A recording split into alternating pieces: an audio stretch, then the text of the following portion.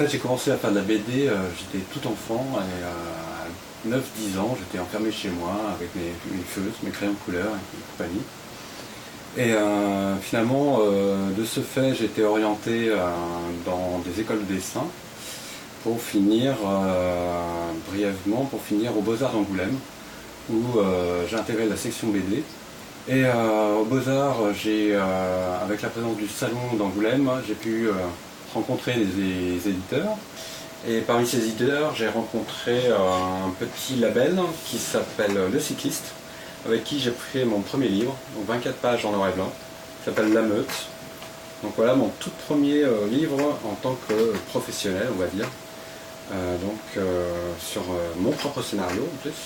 Et finalement, avec ce livre, j'ai été démarché des éditeurs dits plus importants. Et c'est là que j'ai rencontré les éditions Delcourt, où j'ai commencé à faire ma première série, L'Effet Noir. Et finalement, on a enchaîné avec Arcade Majeur. Et encore après Arcade Majeur, donc même si c'est pas fini, on s'est inséré à un nouveau projet, toujours avec le même scénariste, donc Jean-Pierre Pécaud. Nous sommes partis sur un projet assez ambitieux, sur une brève histoire de l'avenir, une libre adaptation du livre de Jacques Attali. Donc pour l'instant il existe 2 volumes, le 3e est en cours et qui sortira en septembre 2011. Donc d'abord moi je reçois un scénario écrit, et donc une fois que j'ai reçu ça, mon rôle c'est par page, disons, c'est de créer un storyboard, c'est-à-dire un crayonné qui ressemble plus à un brouillon, une esquisse, sur comment je vais cadrer telle ou telle scène, choisir un plan large, un plan éloigné, un gros plan, et enchaîner les cases les unes après les autres, pour que le lecteur, à chaque instant, sache où il est, qui parle, et toutes les informations disponibles pour comprendre l'histoire que je lui raconte. Et donc une fois que mon storyboard est validé, je passe au crayonné.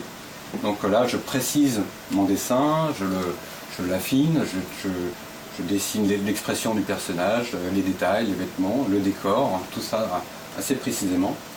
Donc là c'est le crayonné du décor que je scanne, je numérise sur l'ordinateur, et donc ce qui me permet de séparer les plans et de me concentrer sur les personnages, etc.